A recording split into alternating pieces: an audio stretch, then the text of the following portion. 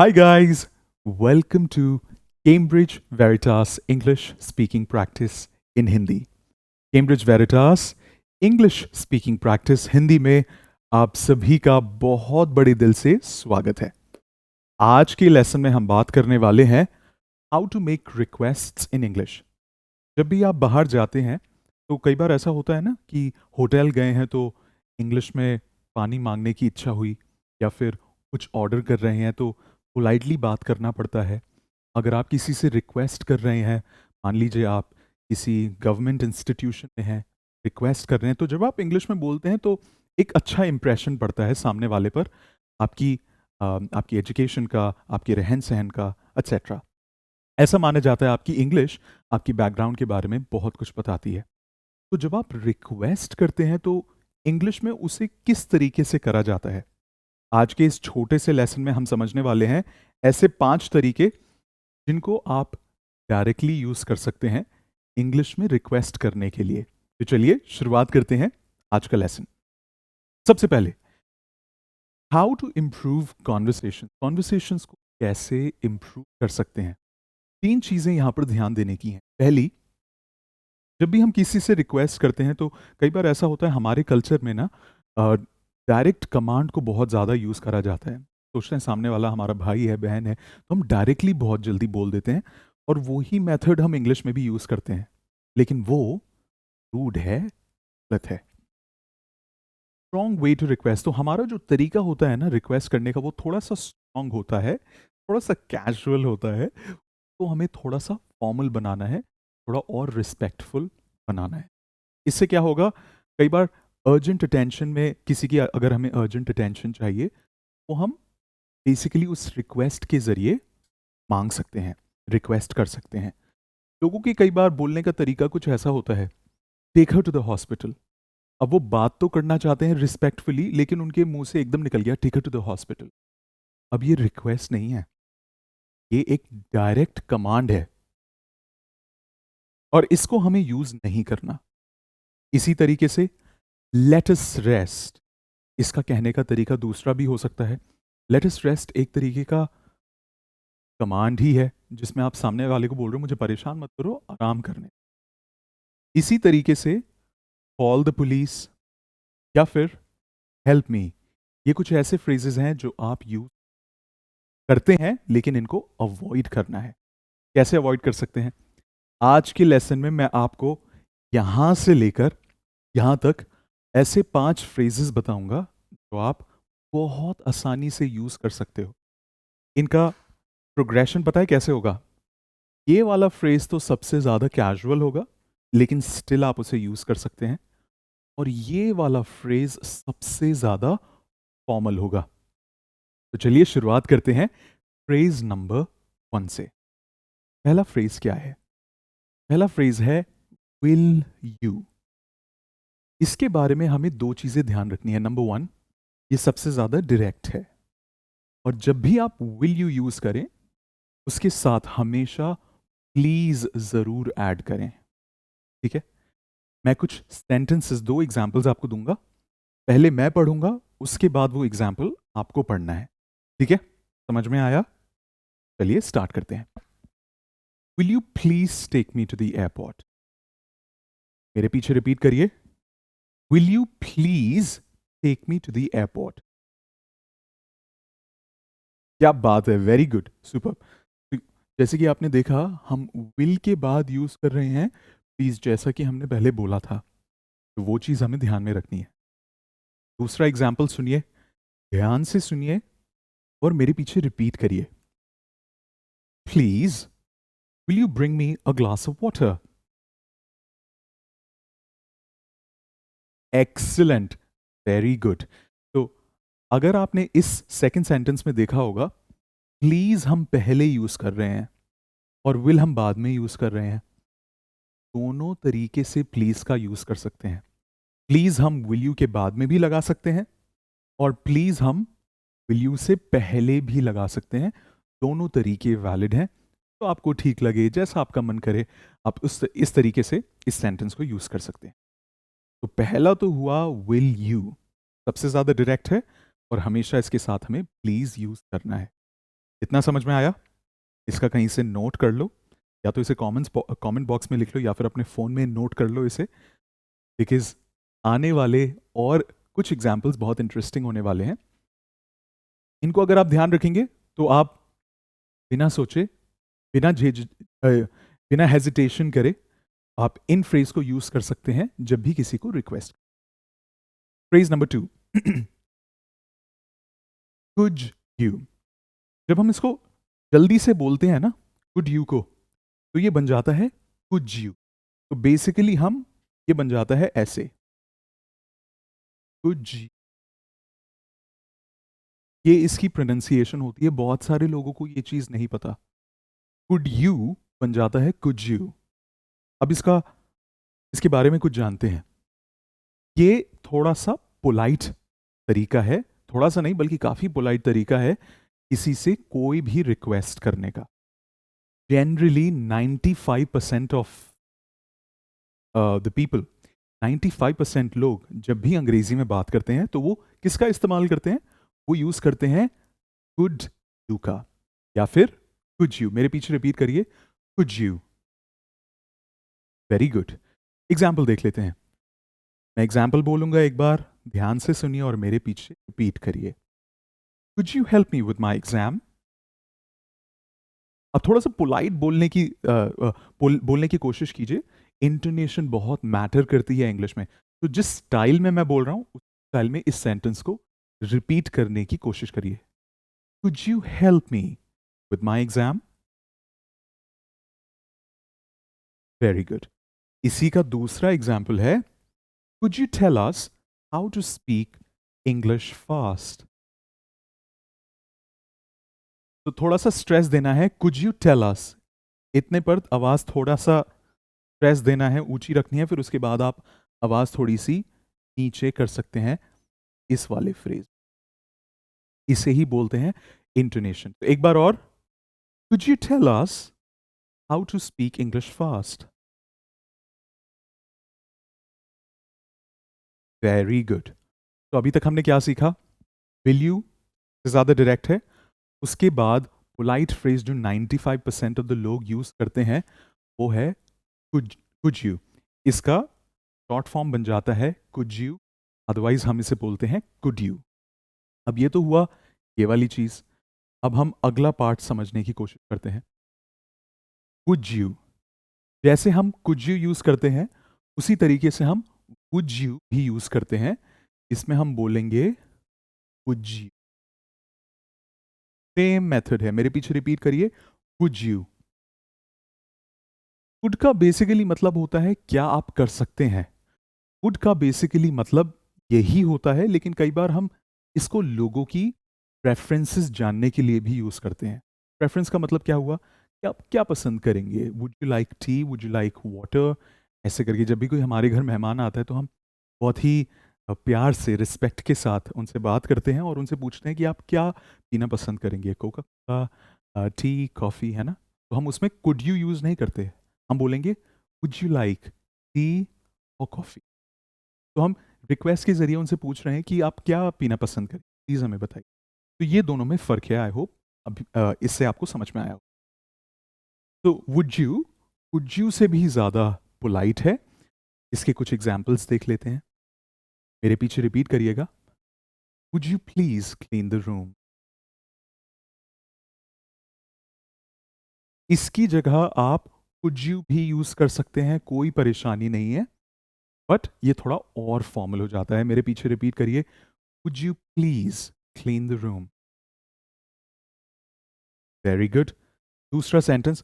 अच्छा, एक चीज का ध्यान रखना है, जब आप वुड यू बोल रहे हैं ना, तो वुड यू मत बोलिएगा, वुड, ड से डमरू, वुज, ज बोलने की कोशिश करिएगा। ये डी और या जो है ना, वाई जो है, इसको जोड़ने की कोशिश करिए, वुड यू। इससे क्या होगा, आपकी इंग्लिश और ज्यादा फ्लुएंट लगने लगेगी। अच्छा, सेकंड सेंटेंस मेरे पीछे रिपीट करिए, would you take me to the store this afternoon? एक बार और, would you take me to the store this afternoon? Bingo, very good, that's all. अच्छा, 3 फ्रेजेस हमारे कंप्लीट हो चुके हैं। Will you, would you, would you. Will you के साथ हमेशा प्लीज लगाना है। अगर अभी तक आप लेसन देख रहे हैं, वेल डन, कुडोज।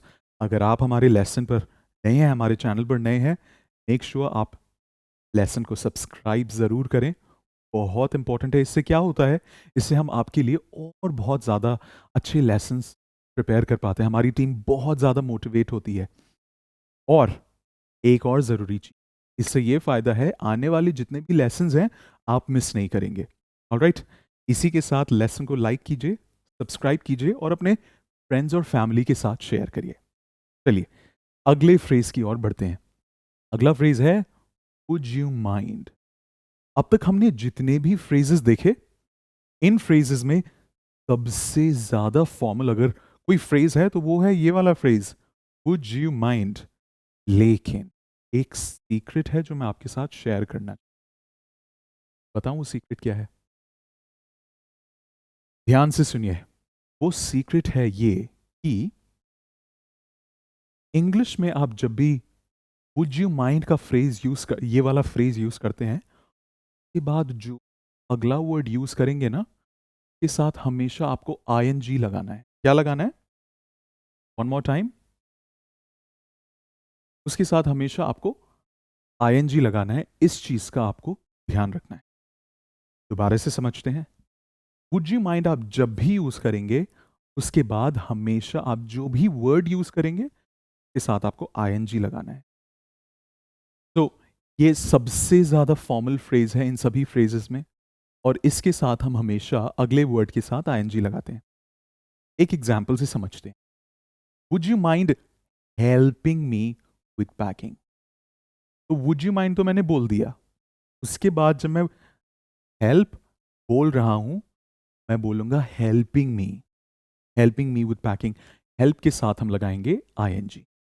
तो सिमिलरली इसी तरीके से बन जाएगा, would you mind subscribing, would you mind liking, would you mind speaking, would you mind commenting. तो ये सारे बहुत ही ज्यादा पोलाइट तरीके हैं किसी से रिक्वेस्ट करने के, और सबसे ज्यादा फॉर्मल तरीका है हमारा वुड यू माइंड। इसका हमें ध्यान रखना है, ठीक है? तो मेरे पीछे रिपीट करिए, would you mind helping me with packing.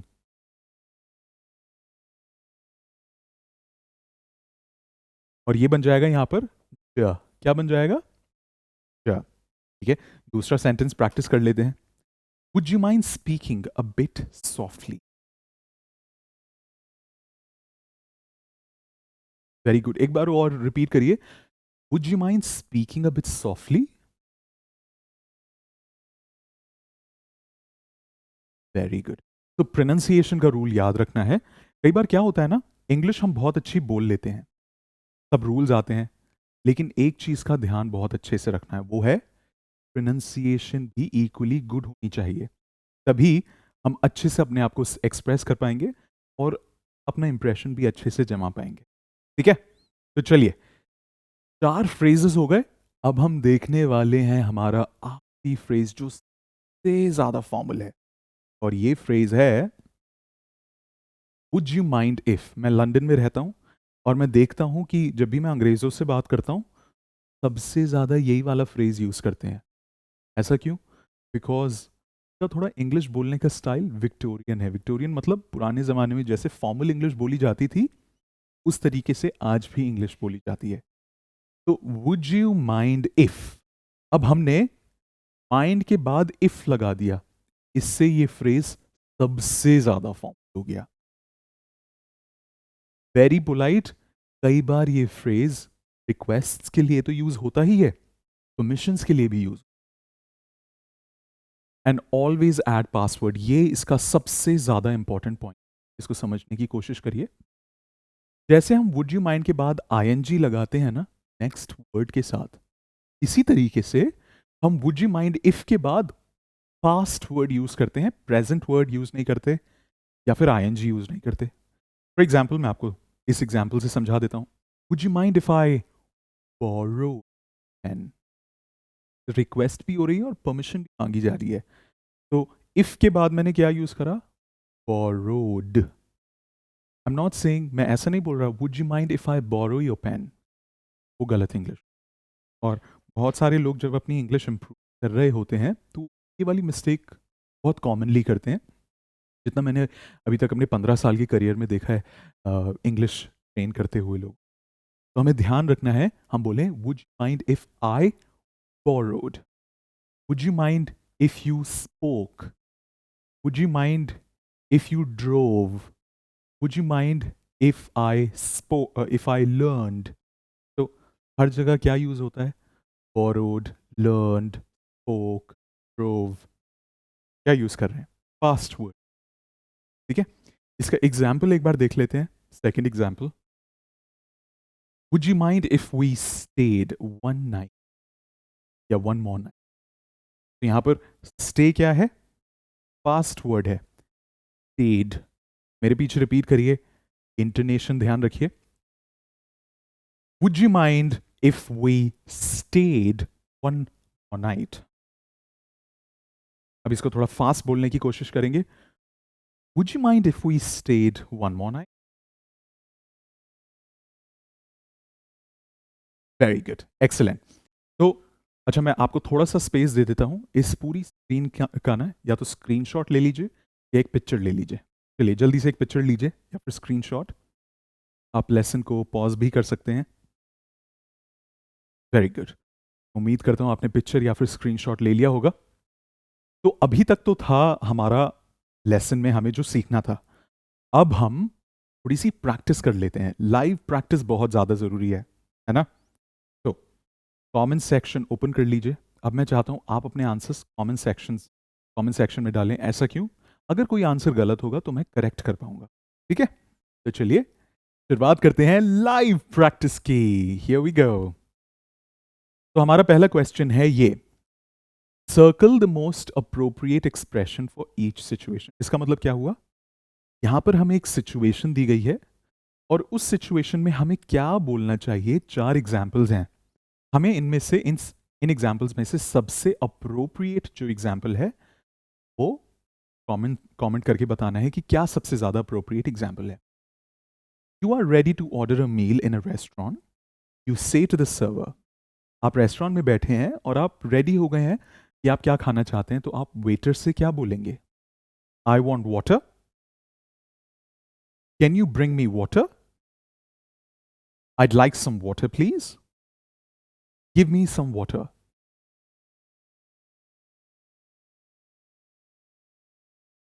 आपको क्या लगता है इसमें से हम क्या यूज करेंगे? आई वॉन्ट वाटर बहुत डायरेक्ट है, ये हम नहीं यूज करेंगे। Can you bring me water ठीक है, लेकिन जब भी हम किसी से रिक्वेस्ट करते हैं तो कैन यूज नहीं करते। हमने देखा था हम क्या यूज करते हैं? कुड यू, याद है ना? हम कुड यू यूज करते हैं, कैन यूज नहीं करते। इसकी वजह से हम इसको भी काटेंगे करते। I would like some water please. Please एक अच्छा शब्द है, हम इसको यहां यूज कर रहे हैं। वुड, यहां पर जो आइड है इसका मतलब होता है I would, I would like some water. So ये थोड़ा अच्छा फ्रेज है। गिव मी सम वाटर भी बहुत डायरेक्ट है, काफी रूड बन जाता है। तो इसमें से सही जवाब हुआ डी। ठीक है, ये एक एग्जाम्पल था। अब अगली जो एक्सरसाइज मैं आपको देने वाला हूं उसका आंसर आपको मुझे कमेंट्स में बताना है। ठीक है, तो ये है दूसरी situation.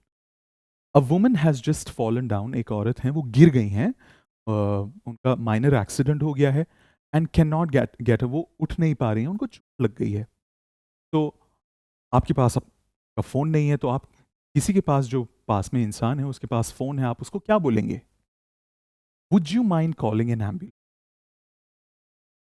Would you call an ambulance, would you like to call an ambulance please, call an ambulance. आपको क्या लगता है इसमें हम क्या बोलेंगे? कौन सा फ्रेज इसमें से ठीक रहेगा? मुझे कमेंट करके बताइए कौन सा फ्रेज इसमें से ठीक रहेगा। एक से ज्यादा भी आंसर हो सकता है। क्या लगता है आपको कौन कौन से फ्रेजेस इसमें से ठीक रहेंगे बेस्ड ऑन जो लेसन हमने आज करा है, कंप्लीट करा है? ऑलराइट, ये एक दूसरी एक्सरसाइज है जो आपको कंप्लीट करनी है। मैंने कुछ सिचुएशंस दी हैं, इसमें एग्जाम्पल्स नहीं है, इसमें सेंटेंस आपको बनाना है। तो इन सिचुएशंस में जो आपने स्क्रीनशॉट लिया है, 5 फ्रेजेस देखे थे, इन सिचुएशन में आप क्या फ्रेज यूज करेंगे, तो वो मुझे सेंटेंस बनाकर दिखाइए, कमेंट्स में लिखिए। सेंटेंस 1 2 3, इन 3 सिचुएशंस में 3 अलग अलग सेंटेंसेस आप कौन से यूज करेंगे। ठीक है, आज के लेसन में बस इतना ही। मैं उम्मीद करता हूं आपको आज का लेसन अच्छा लगा होगा, समझ में आया होगा। रिफ्लेक्शन बहुत ज़रूरी प्रैक्टिस है। तो मुझे बताइए, आज के लेसन में आपने क्या सीखा? ये सेंटेंस कंप्लीट करिए कमेंट्स में। Now I know. आज के बाद मैंने ये सीखा, आज के लेसन से मैंने ये सीखा, इस सेंटेंस को कंप्लीट करिए। Now I know what.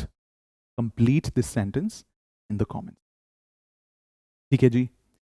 Now ये एक लेसन मैंने बहुत इंटरेस्टिंग बनाया था। इसका मतलब है नाइस टू मीट कैसे कहें। बहुत सारे लोग बोलते हैं नाइस टू मीट, क्या इसको बोलने का कोई और तरीका है? इस लेसन में हम वही डिस्कस कर रहे हैं।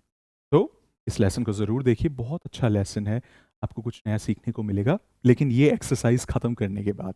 Alright, thank you so much मेरे साथ जुड़ने के लिए। मैं उम्मीद करता हूँ ये लेसन आपको पसंद आया होगा। Loads loads and loads of love. God bless. मैं आपसे मिलता हूँ अगले लेसन में, तब तक के लिए टेक केयर।